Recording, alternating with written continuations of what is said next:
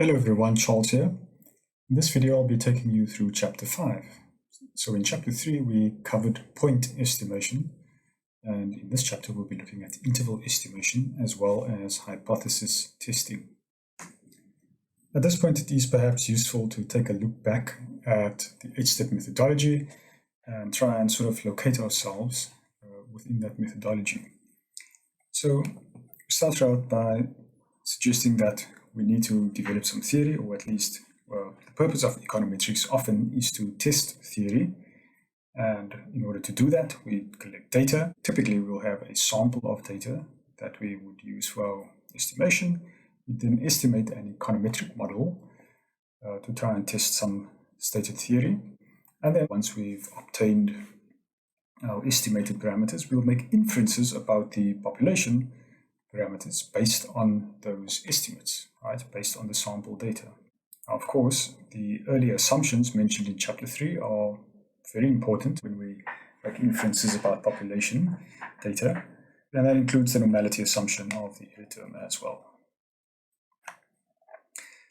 Let's look at estimating confidence intervals for population parameters. Let's go through some of the basics. So up to now, we've been generating single-valued or point estimates in our examples, that is up to Chapter 3. But we know that different samples will yield different point estimates, right? So if we estimate some model for some relationship, we'll get a value for beta 1 hat, beta 2 hat, depending on the sample. If we draw another sample and again estimate a model, we'll likely get different values for beta 1 hat and beta 2 hat. Implying that these point estimates will vary by sample. Now, given that we don't know this and that we understand this, it might be desirable to express that uncertainty when we report our estimates, right? In other words, we'd like to create an interval estimator or confidence interval, which indicates the probability that a true parameter value lies within a random interval.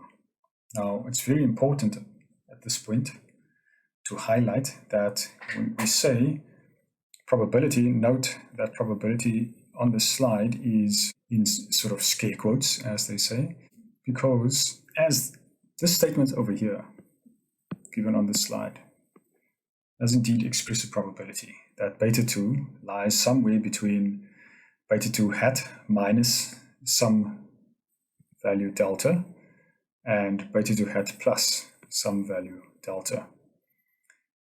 However, once delta is estimated, once we have a number there, right, for these two values, and we specify this equation with actual estimates, then we can no longer talk about there being a probability that the true beta 2 lies between those values, right? Either beta 2 lies between those values or it does not. It's not associated with some probability. The probability is 0 or 1 that it lies between two numbers. However, in this equation, we don't have numbers, right? We've got some beta 2 hat, which is a random variable, and we have some delta, which might also be some random variable. So as it's stated on the slide, this is correct. It is correct to say that there's a probability that beta 2 lies between these two values, right? Because these are random variables. But once we estimate values, then we're no longer dealing with random variables, right? Then we're dealing with actual estimates, in which case the interpretation of those numbers changes, okay? So that's what the point that is being made at the last bullet point over here. Once estimated, it's tempting to interpret the above as stating that the true parameter lies within this interval with probability 1 minus alpha. However, the estimated confidence interval does not state that the probability of beta 2 lying within the determined confidence limits is 1 minus alpha. And the important words here are the determined confidence limits. It might even be better to say the estimated confidence limits over here. So remember that beta 2 is an unobserved fixed quantity, right? Not a random variable. Just like the mean of a population is a fixed value, or the standard deviation or variance, likewise, beta 2 is an unobserved fixed value. for some given population. It's either contained within the estimated confidence limits, or it is not, or confidence interval limits, or it is not, right? So the correct interpretation is that the probability of constructing an interval containing beta 2 is 1 minus alpha. So what this means is that if we repeatedly draw samples from a population and we repeatedly construct confidence intervals, then we can say that the probability of constructing a confidence interval containing beta 2 is 1 minus alpha. Another way of saying this is that if we construct 100 confidence intervals, then 100 times 1 minus alpha of those confidence intervals will contain beta 2. And just like we discussed when we talked about probability in Appendix A, the confidence intervals should be understood in a long-run sense, right? So if confidence intervals are constructed many times over and over in repeated sampling, then in the long run, on average, such intervals will enclose in 1 minus alpha times 100 of the cases the true value of the parameter. Now, whenever you estimate a confidence interval, you don't know whether the one you've estimated is one of those 1 minus alpha times 100, right? So if alpha is 0.1 or 0.01, you don't know whether the confidence interval that you've estimated is one of the 99 out of 100 or whether it's one of the 1 out of 100, okay? Because typically you are only estimating a set of confidence interval based on one sample draw, not repeated sampling. Now, as was the case in Appendix A, when we did inference, in the case of doing inference on beta 1 and beta 2, we again have to rely on sampling distributions, right? So we have to assume that these random variables that we've estimated, beta 1 hat, beta 2 hat, follow some distribution, right, in order to do inference.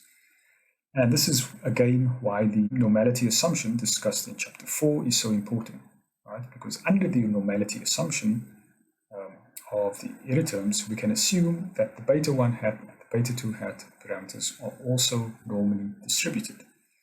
And this suggests that we could use the normal distribution to make probabilistic statements of beta 1 and beta 2 using the standardized variables. So in this case, we have Z equals beta 2 hat minus beta 2 over SE beta 2 hat, where, as discussed in Chapter 3, the standard error of beta 2 hat is given by the ratio of the standard deviation over the square root of the sum of square deviations of x and its mean. Now, as was discussed again in the Appendix A, to arrive at this Z value, it requires that the sigma values are known. You have to know this value if you want to arrive at this value, and you want to determine Z so that you can use the normal distribution to make probabilistic statements about beta 1 and beta 2. Of course, we don't know what this is, right? We don't know what the value of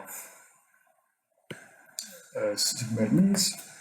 In fact, we estimate sigma, right, using the error terms. So, given that that is the case, we have to use, once again, as we did in Appendix A, we have to rely on the t-distribution, okay? Because now we are using some estimate of sigma, we call it sigma hat, based on the sample data rather than knowing the true sigma so that we could use Z, okay? This is why we use the t-distribution and not the Z distribution. The Z distribution requires that sigma is known, whereas with the t-distribution, all we need is an estimate of sigma, where sigma is the standard deviation of the estimator beta 2 hat, or beta 1 hat for that matter. All right, so that's some of the theoretical background. Now let's look at the actual mechanics, the actual process of estimating confidence intervals.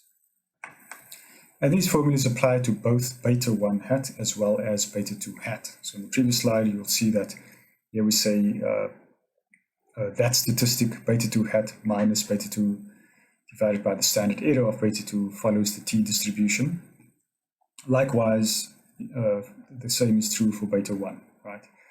So this statistic follows the t distribution, so we know that it's going to lie between two t values, right? That we'll find in the sampling distribution for beta 1 hat, which is the t distribution, okay?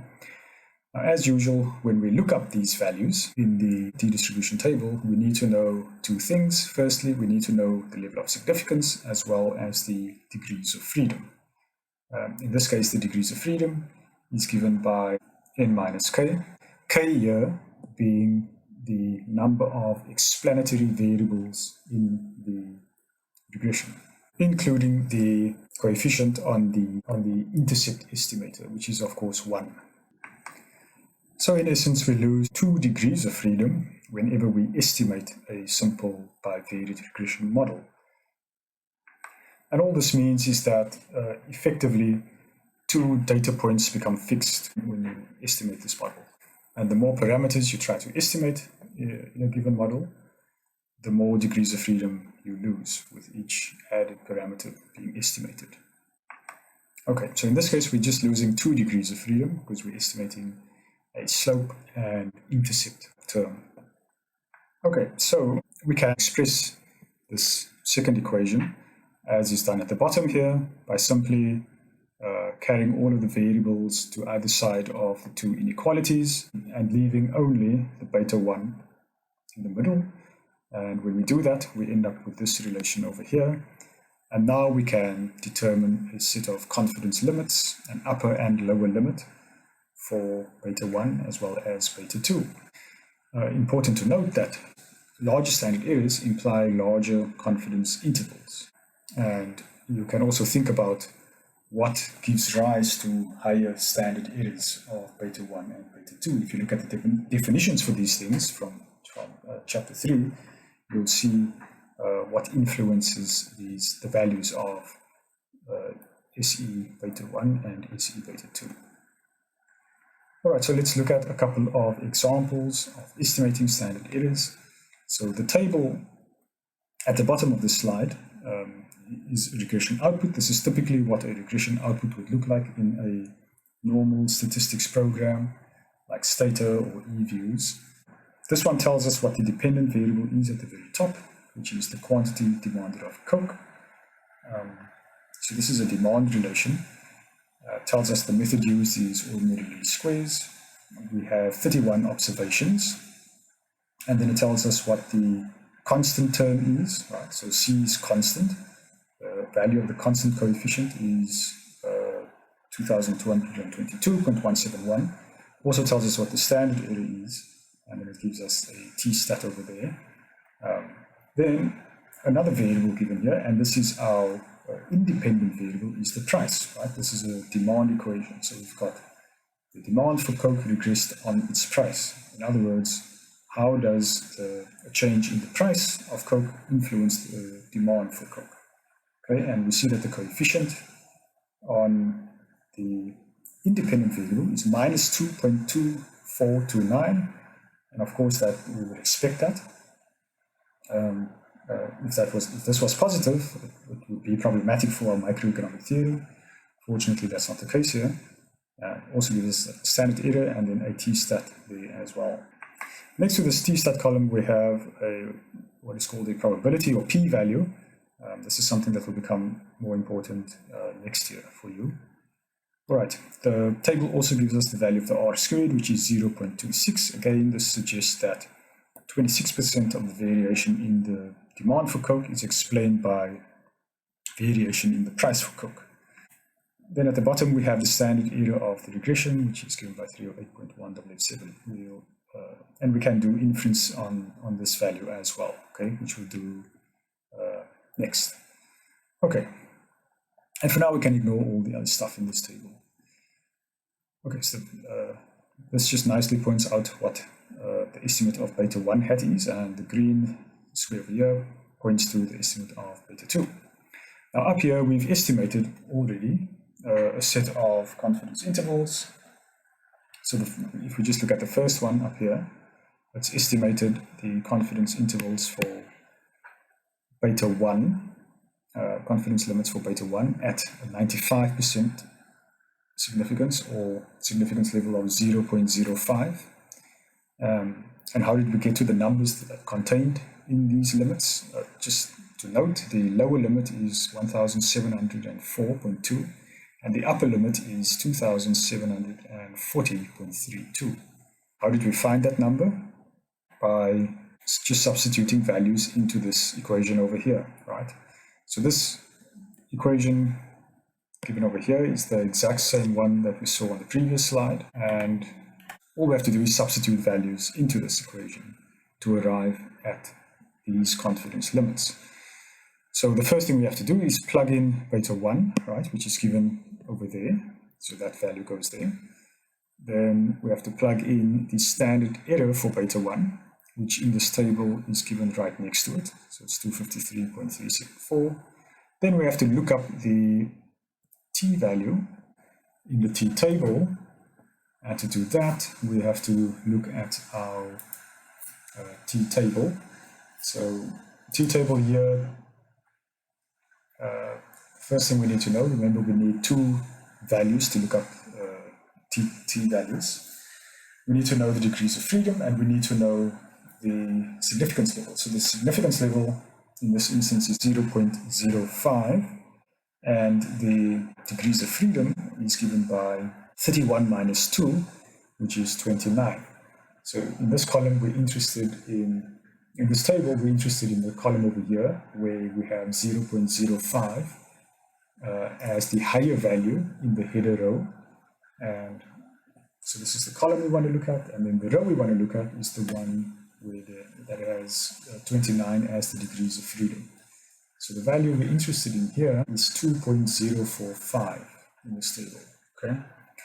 And that should be what occurs on the slide here, and indeed that is the case. So we have 2.045, and once we simplify, we will find these values over there. And you can repeat this exercise to find the rest of the confidence intervals estimated on this slide. And do make sure that you can do that confidently. Here we have another example. So here the dependent variable is total marks. Number of observations is 42. The constant coefficient estimated is 46.7. Attendance being the dependent variable. The estimate there is 2.28. Again, we have standard errors given, as well as t statistics and probability values. But ignore those for now. The R squared is quite low, right? So this suggests that attendance, variation in attendance, and this is probably lecture attendance, explains very little in variation of total marks. If we try to estimate the confidence interval, let's do it for beta 2 this time. We again plug values into the equation we derived earlier. So we'll say beta 2 hat minus the standard error of beta 2 hat times t value given by alpha over 2, where alpha is the significance level that we're interested in, and this will be the left limit of the estimate, and then the right limit will be given by the same relation, except that we have a plus between beta 2 hat and the standard error of beta 2 hat times t value, alpha over 2. Okay, so substituting into that, beta 2 hat is given by 2.2811 over there, so we've got 2.2811 minus the standard error, which is given by that value, which is 0.2274, and then we again have to go to the t table to look up the t value, And this time it will be different because we have a different sample size. So sample size over here is 42. Previously it was given as, I think, 31. So the degrees of freedom here will be 40. And in this case, let's look at a 99% confidence limit. And in that case, we will be interested in this column over here, the second to last column. And the row we're interested in will be the one that has 40 as degrees of freedom. So our t-value in this case is 2.704. So that multiplied by 2.704. And if we simplify that, we should get this value over here, 1.6954. Please just double check that. Then if we make this a plus instead of a minus over here, then we should obtain, and we simplify this relation, we should obtain 2.8668. Again, please just double check that. Sometimes there are errors on these slides. All right, now let's look at confidence interval estimation for the variance of the error terms, or the variance of the regression.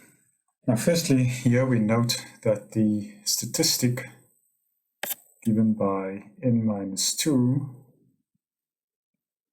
times sigma hat squared over sigma squared follows a chi-square distribution with n-2 degrees of freedom. Rearranging like we did earlier, we can arrive at this relation given up here. We can use this equation now to find confidence limits for sigma squared, the variance of the regression. So as was the case with estimating confidence limits for beta 1 and beta 2, in this case we simply substitute values given to us into the equation to determine the confidence limits for sigma squared. So if we look at the Coca-Cola demand function that was estimated earlier, we see that the standard error of regression was given by 308.1887. So of course the variance would be the square of that value. We had 31 observations for this regression. And with those values, we now have that. That was 308.1887. And we'll square that. And we have that, which is 31. Now what's left is to look up this value and this value. So if we want to estimate the confidence limits for sigma squared at 95% significance, or alpha equals 0.05, we substitute the values that we know. So we know that n is 31, and we know that sigma hat is 308.1887. Then what's left is to look up the chi-square values, and we do that in the chi-square table. So let's just go to the chi-square table. So the chi-square table, of course, functions a little bit differently from the t-table in terms of looking up values because it is asymmetric. So each value has to be looked up. The left tail value and the right tail value have to be looked up separately. So if we start with the left limit, we have chi-squared n-2 degrees of freedom, alpha over 2. Alpha in this case is 0.05, therefore alpha over 2 is 0.025. So we want the value, we're looking for the column that has 0.025 in the header, in the first row, and 29 degrees of freedom. So we want the value associated with this row. So the column we're interested in for the left limit is the one in which we have 0.025 as the header, and degrees of freedom 29. So we'll have to go to the second page here, and there we have 0.025. And if we go down to 29 degrees of freedom, we see that the value is 45.72, which is what is in fact given over here, 45.7222. And to look up the value for the right limit, we need to look up the value, the chi-square value associated with 29 degrees of freedom and significance of 1 minus alpha over 2. Alpha over 2 again is 0.025, so 1 minus alpha over 2 is 0.975. So we're interested in the column up here, and 29 degrees of freedom in this case is there, and that gives us a value of 16.0471, okay, and which is in fact what we see on the slide over here. Okay, and then when you simplify that, you should arrive at these values. Again, please double check that. We could have errors here. Okay, and I think I'll deal with hypothesis testing in a separate video.